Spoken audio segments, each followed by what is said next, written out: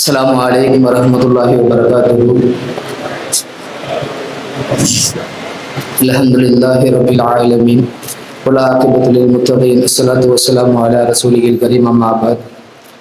Alhamdulillah. அல்லாஹ்வினுடைய மாபெரும் கிருபையால் அல்லாஹ் ஜல்ல சுப்ஹானஹு வ தஆலா நம் அனைவரையும் ரமலான் ஒன்றிலிருந்து இன்று வரைக்கும் சஹத்தோடும் ஆஃபியத்தோடும் சலாஹியத்தோடும் சலாமியத்தோடும் நம் அனைவரையும் ஒன்று கூட்டி நல்ல அமல்கள் செய்வதற்கு அருள் பாலித்ததற்காக உள்ள அல்லாஹ் ஜல்ல சுப்ஹானஹு வ தஆலாவிற்கு புகழ் அனைத்தும் உண்டாகட்டுமாக. ஆமீன். அல்ஹம்துலில்லாஹ். அல்லாஹ் ஜல்ல சுப்ஹானஹு வ தஆலா இந்த உலகத்தில் நம்மை படைத்ததனுடைய நோக்கம் அது மட்டுமின்றி இந்த உலகத்தில் நாம் எவ்வாறு இருக்க வேண்டும், நம்முடைய செயல்பாடுகள் இந்த உலகத்தில் எவ்வாறு இருக்க வேண்டும், நம்முடைய பங்களிப்பு இந்த துன்யாவில் என்ன என்பதை பற்றி ஒரு சிறு குறிப்பு. அல்லாஹ் ஜல்ல சுப்ஹானஹு வ தஆலா தன்னுடைய திருமறையில் இப்படி சொல்லுவான், வதரிபு லஹும் மஸலல் ஹயாத்தி துன்யா கமாஇன் அன்ஸல்னாஹு மினஸ் ஸமா ஃபக்தலத பிஹி நபாத்துல் அர்த் ஃபஸ்பஹத் ஹஷீமன் தத்ருஹு ரியா வ கான அல்லாஹு அலா குல்லி ஷைஇன் முக்ததிரா. அல்லாஹ் ரப்புல் இஸ்ஸத் தன்னுடைய திருமறையில் இந்த மழை எவ்வாறு இந்த துன்யாவில் பெய்து அதன் மூலியமாக நபாத் என்று சொல்லக்கூடிய அந்த சிறு தானியங்களும் சிறு செடிகளும் முளைத்து அதிலிருந்து இலை விட்டு அந்த இலைகள் எல்லாம் நல்லாக பச்சம் பசுமையாக நல்ல முதிர்ச்சி அடையும் வரைக்கும் அதனுடைய பசுமையை கொடுத்து பிறகு அதனுடைய முதிர்ச்சியை கொடுத்து அந்த இலை மஞ்சள் நிறமாக மாறி காய்ந்து உதிர்ந்து அது காற்றோடு காற்றாக பறக்கிறது அல்லவா, இது போல இந்த துன்யாவில் நம்முடைய வாழ்க்கை என்பதாக அல்லாஹ் ரப்புல் இஸ்ஸத் சொல்லி காட்டுகிறார். அப்ப இந்த துன்யாவினுடைய வாழ்க்கை என்பது நிரந்தரம் கிடையாது. இந்த துன்யாவிலே நாம் வாழுகிற ஒவ்வொரு நொடி பொழுதும் ஒவ்வொரு ஜன பொழுதும் ரப்புல் இஸ்ஸத்திற்காகவே வாழ வேண்டும். நம் அனைவரும் படைக்கப்பட்டதனுடைய நோக்கம் தெரியும் அல்லவா? நம் எல்லோரும் படைக்கப்பட்டதனுடைய மனித படைப்பு உருவாக்கப்பட்டதனுடைய நோக்கம் அவனை வணங்குவதற்காக, தன்னை தானே ரப்புல் இஸ்ஸத் புகழ்ந்து கொள்வதற்கு முடியும். இருந்தாலும் கூட என்னை புகழ, என்னை வணங்க, என்னை ஒரு கூட்டம் பின்பற்றி என்னை புகழ வேண்டும் என்பதற்காக ஒரு மிகப்பெரிய கௌமை, ஒரு மிகப்பெரிய ஜின்சியத்தை அல்லாஹ் ரப்புல் இஸ்ஸத் படைத்து அதை இன்றளவும் அவனுடைய ரிஸ்கை கொடுத்து அதை பராமரித்துக் கொண்டிருக்கிறான் என்றால் அவனுடைய அந்தஸ்து. ரப்புல் இஸ்ஸத் இந்த துன்யாவை வெறுமனே காய போட்டு அப்படியே கியாமத்து வரைக்கும் ஒரு ஜீவராசியும் இல்லாம, எந்த ஒரு மனித குலமும் இல்லாம, எந்த ஒரு கால்நடைகளும் இல்லாம சும்மா வெறுமனே துன்யாவை படைச்சு அதை வச்சுட்டு அப்படியே துன்யாவை அழிக்க முடியும்.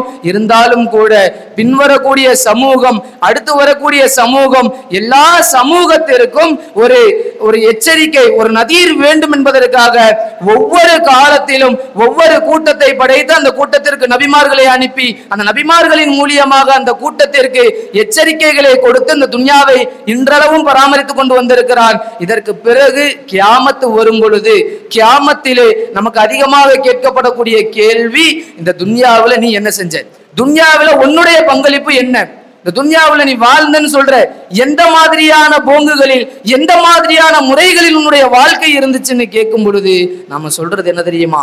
தொழில்ல அதிகமான முனைவு, தொழில்ல நான் என்ன செஞ்சேன், பெரிய கொடி கட்டி பறந்தேன், என்னுடைய குடும்பத்துக்கு நான் என்ன செஞ்சேன், ஏராளமான சொத்துக்களை சேர்த்து வச்சேன், என்னுடைய குடும்பத்துல உள்ள உங்களுக்கு ஏராளமான நன்மைகளை செஞ்சேன். நீ உன்னுடைய குடும்பத்துக்கு எல்லா விஷயத்தையும் தேடி தேடி செய்த பொழுது உன்னுடைய ரப்புக்கு நீ என்ன செஞ்ச, இந்த துன்யாவுல உன்னை படைத்ததனுடைய நோக்கம் ஒண்ணு இருக்கு இல்லையா, அந்த நோக்கத்தை ஃபுல்ஃபில் பண்ணியான்னு கேட்கும் பொழுது எல்லோருடைய பதிலும் ஒண்ணு, லைசல் ஜவாப். சிறு துளியளவு கூட நாம் செய்யக்கூடிய அமலை அல்லாஹ்விடத்தில் எடுத்துக்காட்ட முடியாது. ஏனென்று சொன்னால் நம்முடைய அமல்களில் குறைபாடு உண்டு, நம்முடைய அமல்களில் அதிகமான ஏராளமான குறைபாடுகள் உண்டு. நமக்கே தெரியும், லுகர் தொழுகிறோம், அசர் தொழுகிறோம், என்னுடைய தொழுகை ஏற்றுக்கொள்ளப்பட்டுச்சா, அந்த 4 ரக்காத்து நான் தொழுகிறேன், ரொம்ப கண்ணியமா என்ன செய்யறேன், பின்னாடி உஸ்தாத நிக்கிறாங்கன்றதுக்காக நான் கையை கட்டிக்கிட்டு கண்ணை ரெண்டையும் என்ன செய்யறேன், சுஜூதுடைய மகாமல வச்சு நான் தொழுகிறேன். அப்படி தொழுகிறதன் மூலியமாக என்னுடைய அசர் தொழுகை ஏற்றுக்கொள்ளப்பட்டுருமா, என்னுடைய லுகர் தொழுகை ஏற்றுக்கொள்ளப்பட்டுருமா? இப்ப துன்யாவில் நான் படைக்கப்பட்டதனுடைய நோக்கம் இந்த அசர்லையும் லுகர்லையும் ஃபஜர்லையும் அதுல என்ன செஞ்சு என்னுடைய அந்த படைக்கப்பட்டதனுடைய நோக்கம் பூர்த்தி ஆகிடுமான்னு கேட்டா கிடையாது. இததான் அல்லாஹ் ரப்புல் இஸ்ஸத் சொல்றா.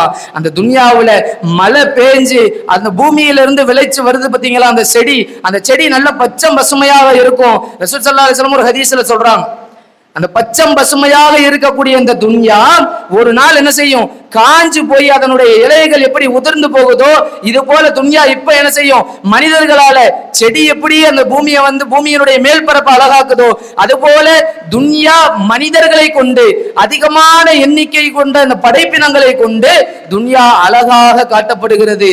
இந்த அழகு மங்கி போறதுக்கு ஒரு காலம் வரும். அந்த மங்கி போற காலம்தான் அந்த மறுமை நாளுங்கிற காலம். இந்த மறுமை நாளுடைய அந்த நாளிலே அந்த செடி எப்படி காஞ்சு போகுதோ, தண்ணி இல்லாம காஞ்சு அதனுடைய இலை உதிர்ந்து பறந்து போகுதோ அது போல நம்முடைய இந்த காலம் முடிந்து நம்முடைய ரூஹெல்லாம் பறந்து போகும் பொழுது துன்யா வெறுமனே காஞ்சு வறண்டு போன பூமியாக, வறண்டு போன துன்யா என்ன செய்யும், அந்த இடத்துல காணப்படும். இப்ப யாரும் இருக்க மாட்டாங்க. அப்ப அந்த இடத்துல நம்முடைய அமலுக்கான கேள்விக்குறி என்னன்னா ஒண்ணுமே இருக்காது. நான் என்ன செஞ்சேன்னு கேட்டா ஒரு துளி அளவு கூட என்ன செய்யாது, நம்முடைய நன்மை ஈடாகாது. அந்த அளவிற்கு நம்முடைய அமல்களில் நம்முடைய இபாதுகளில் என்ன செய்யறோம், நம்ம அதிகமான ஏராளமான குறைபாடுகளை வச்சிருக்கிறோம். இந்த சமயத்துல இந்த நேரத்துல துன்யாவுல இருக்கக்கூடிய எல்லா படைப்பினங்களையும், மனித படைப்பினங்களை சொல்றேன், மனித படைப்பினங்களை எல்லா ஜீவராசிகளையும் எடுத்துக்கோங்க. எத்தனை பேர் இந்த மாதிரி உட்கார்ந்துருப்பாங்க? எத்தனை பேரு நம்மை போன்று ரமலானுடைய அந்த முதல் நாள், அந்த காலையில ஆரம்பிச்சு, ரமலானுடைய ஒரே ஒரு நாளை மட்டும் உதாரணத்துக்கு எடுத்துக்கிறோம், காலையில ஆரம்பிச்சு நைட்டு தூங்குற வரைக்கும் எத்தனை பேருடைய அமல் சீரும் சிறப்புமாக சரியான முறையில் நடக்குது. இப்ப படைக்கப்பட்டதனுடைய நோக்கம் வணக்கம். அந்த வணக்கம்ன்றது வெறும் 5 வக்த தொழுகையில முடிஞ்சிடாது. இருக்கக்கூடிய சாயிர அமல் என்று சொல்லக்கூடிய எல்லா அமல்களையும் பொறுத்து நம்முடைய இபாதத்தினுடைய அந்த கணக்கு என்ன செய்யும், அதனுடைய வசல் என்ன செய்யும், அதிகப்படும். அப்ப நம்ம செய்யக்கூடிய இந்த ஒரு நாள் அமல்ன்றதே என்னது, நான் மிக குறைவு. நம்ம காலையில எழுந்திருக்கிறோம், சஹர்ல என்ன செய்யறோம், படுத்து தூங்குறோம், திருப்பி மதியம் எழுந்திரிச்சதுல இருந்து அமல் கண்டினியூவா நடக்குது. இப்போ உட்கார்ந்து இருக்கிறீங்க, இதுக்கப்புறம் என்ன செய்யுது, நம்முடைய உஸ்தாத் என்ன செய்வாங்க, தாலீம் நடத்துவாங்க. தாலீமுக்கு பிறகு என்ன செய்வோம், கொஞ்ச நேரம் தொழுகை நடக்கும், அடுத்து என்ன செய்வோம், சகர செய்வோம், திருப்பி படுத்து தூங்குறோம்.